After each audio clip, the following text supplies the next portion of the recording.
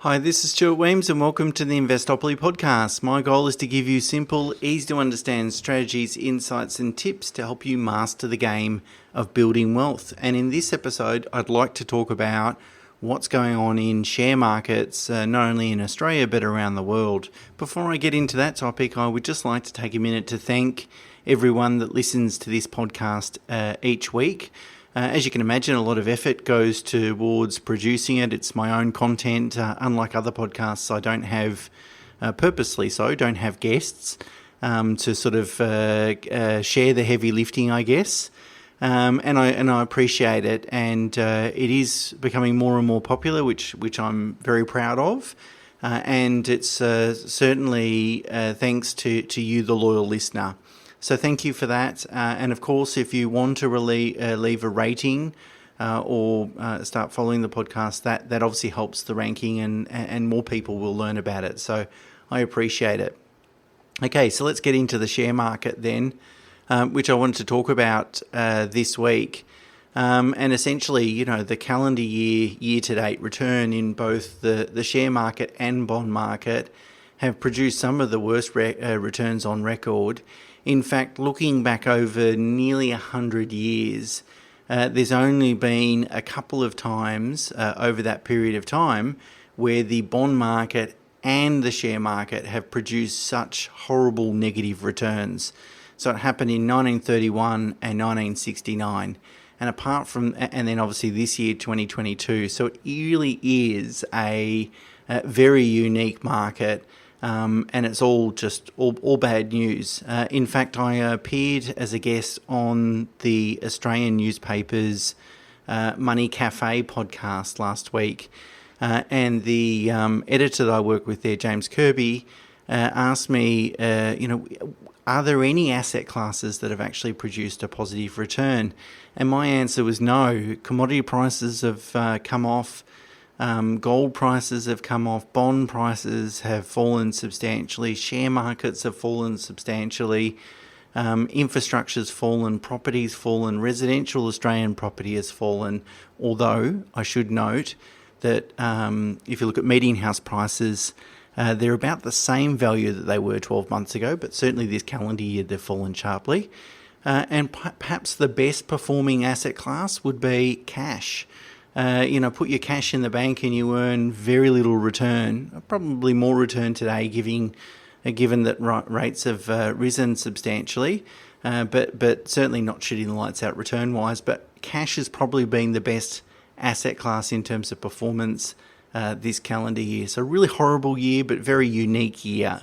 And so what I wanted to do today is just talk about some of the risks or issues that the market is contemplating at the moment that's producing these really poor results.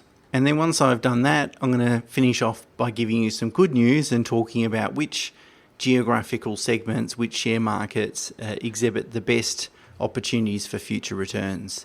Okay, so we probably won't see a sustainable share market recovery until equity markets can ascertain what the terminal cash rate will be. Now, the terminal cash rate is really the peak cash rate. So how high do interest rates need to go in order to get inflation under control? And if it turns out that cash rate is lower than what the market has priced in, then the market recovery could be quite strong. If it ends up to be the same or even higher, the market can still recover because uncertainty is still priced into the market, but at least then they can get their head around what that might be. In Australia, the market has priced in a terminal cash rate of 4%. We're at 2.6 at the moment in terms of RBA cash rate. So it looks like that the market has certainly overcooked interest rates here in Australia. And once we learn what the terminal cash rate will be here in Australia, it's quite possible the Australian market will recover, although there's a whole bunch of other things that could impact the market during that time. And in the US, they're toying with a terminal cash rate or Fed's funds rate of between 4.5% and 5%. They're currently at early 3%, so they've potentially got some way to go. The actual amount, I'm going to say the actual amount of the cash rate, so what that terminal cash rate ends up being, is less important than really the certainty about what that terminal cash rate is. So the uncertainty around it, will it be much higher, will it be much lower, that's what creates the volatility. And then until we can get a head around that, we really don't know, or we can't expect a sustained recovery in share markets. Conceivably, we might have to wait until the end of this calendar year, start of next year, for the market or for the terminal cash rate to become more ascertainable. So I suspect we'll probably continue with the volatility for at least the rest of this calendar year. The other thing that the markets are contemplating is recessions, and if so, is it a deep recession, is it a shallow recession, is it a technical recession? How bad will it look? And that is linked to the terminal cash rate, of course. If the terminal cash rate is going to be higher for longer, then that's going to cause some economic pain. However, if the central banks can pivot and hold rates at a certain level and wait for the data to come through about whether they're going to be effective, and manage it perfectly, that they tighten the economy and slow down growth only enough just to curtail inflation, but not too much to cause a recession, then we'll be okay. Of course, central banks have risen rates almost faster than any other time in history, without the data to ascertain whether they're effective and how effective their tightening might be. So therefore, there is a downside risk that central banks will tighten too much, and it'll be too late by the time the data comes through about the impact of these rate hikes. It might be too late. They might have already tightened too much by that stage. So I see that the rhetoric really with central banks is changing. The RBA increased only by 0.25% last month, and they might do another 0.25% in November. And even the Federal Reserve in the US is suggesting that they might start slowing the pace of interest rate increases. So that's a good sign that they're going to wait for more data to demonstrate that that interest rates are working. We saw labour market figures in Australia released last week, and growth in the labour market was a lot slower than what the consensus was going to be.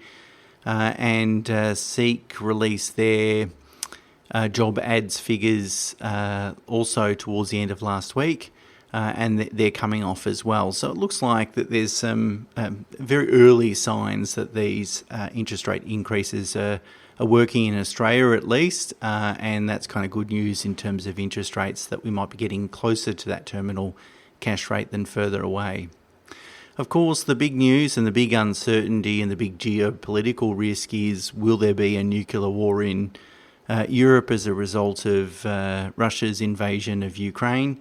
And of course, I'm not a geopolitical expert by any stretch of the imagination, but any sort of uncertainty worries markets. So what will the impact be of a nuclear war or even a World War III? I'd imagine it would cause a lot of volatility. And it's really hard to predict what impact it might have on share markets, other than looking back almost 100 years ago to see what impact other world wars have had. But every time is different, and certainly if we're talking about nuclear war, it's pretty worrying. So, but there's nothing we can do as investors. We can't overreact to these potential risks. And as long-term investors, we know that if we've been investing for 100 years, over that time, returns have been pretty good and pretty predictable, I would say. So let's talk about the good news. And the good news is that when markets face uncertainty, they tend to price in maybe not absolute worst-case scenario, but tends to be quite worst-case scenario. So they tend to price in all the risk.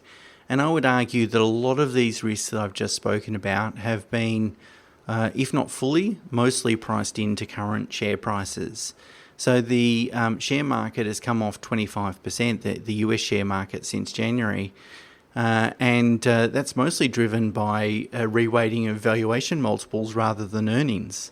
In fact, we're in the middle of third quarter earnings announcements at the moment, and really they haven't been that bad, not nearly as bad as what the market might have expected. So At a sort of macro level, underlying corporate earnings remain quite robust. I mean, they're still down a little bit, and interest rates will have an impact, of course, but they're still pretty robust. It's really a reweighting of valuation multiples, which is really factoring in the risk into the market. And I'm talking about fundamentally sound companies here. Of course, there's a whole lot of zombie companies. Zombie companies are the ones that really don't have the cash flow to fund borrowings. I'm not talking about them, of course. They've fallen a lot in value, those type of companies, and they really probably don't have the fundamentals to ever recover. Okay, let's talk about the geographical markets then that exhibit the best opportunities for future returns. And I've utilised some data that's produced by a research house called Research Affiliates in the US, and they use a variety of tools and approaches and methodologies to really predict the probability of future returns in different markets. And a lot of these tools and methodologies are generally accepted, have been peer reviewed and so forth, and they tend to have a high correlation rate. So they're not a perfect predictor, but they've got a very high correlation rate, 70-80%. So it's a good indicator of, perhaps where should we not be placing massive bets because you never know when the returns transpire, but where can we tilt our investments towards to expose our portfolio to potentially higher returns over the next 10 years. And these predictions really are longer dated returns, so average returns over the next 10 years. And the best sub-asset class is emerging markets. As you can imagine, emerging markets have been really smashed over the last year and a half. A lot going on with China, of course, and trade tensions, and bringing manufacturing onshore in the US and so forth. But a lot of the investment theses or thematics that made emerging markets investable 12, 18 months ago still present today. They still have weight today in terms of benefiting from their massive scale. 1.4 billion people in China, another 1.4 billion people in India. They can produce a lot of economic growth coming out of those countries over the next period of time.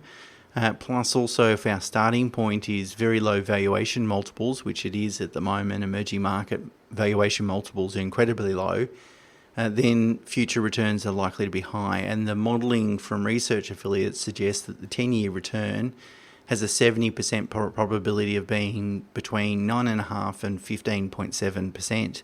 Now, you've got to be careful with emerging markets. You wouldn't put huge amounts of money into them because they can be more volatile. But really, that's the best sort of sub-asset class that exhibits the best returns. Australia is next. The Australian market, 8.4 to 13%, 70% probability of between being in that range over a 10-year period of time. So they're compounding returns. Europe, 7.2 to 11.8%. Then the UK, 5.3 to 9.5%. The US is next, 4.1 to 8.9. Japan is close to the bottom at 3.7 to 9%. And just international markets, just the MSCI index is 3.3 to 7%. So it sort of shows that if you're going to be very indexed and just go the developed market index, that's not actually necessarily going to expose you to the sectors that are likely to generate better returns. Noting that the US, being the biggest developed economy in the world, is likely to underperform expectations over the next 10 years. And that's really just because of its sort of starting point, and it's got some of those zombie company exposures in there as well. So by now, as a loyal listener, you'll know that I use an evidence-based approach towards investing, which often means a low-cost rules-based approach to investing in share markets, so indexing. It's important to point out that different indexing strategies will perform differently in different markets, depending on the different opportunities those markets present. So, for example, the data from Research Affiliates suggests that Value is likely to outperform growth over the next 10 years by circa 2.5%. So using a indexing methodology that tilts towards value will likely then also produce that outperformance, but also, and I think quite importantly so, reduce the overall portfolio's risk. So really, in summary, the market is terrible and there really is no good news in terms of year-to-date returns. And really every asset class has really had a pretty poor year. It's quite possible that if you invest in the market today, you may not actually be better off in 12 months from now. However, if you take a longer term approach and use evidence-based methodologies that are low cost, it's very likely that in 5 to 10 years, you'll look back at 2022 and think, gee, it really offered some great investment opportunities. So at the moment, it's really difficult to see anything other than risk. But really, in reality, if we look at these longer term trends, there really are great investment opportunities at the moment, although you have to leave room for the possibility it's not absolutely possible to buy at the bottom. So if you start investing, it's possible that you'll rack up some losses before they turn around. But in the long run, 5 to 10 years, if you do it correctly, a good chance of you generating some really healthy returns. Okay, so that's it for this week. I hope that gives you a bit of insight to what's going on in the share markets. Until next week, bye for now.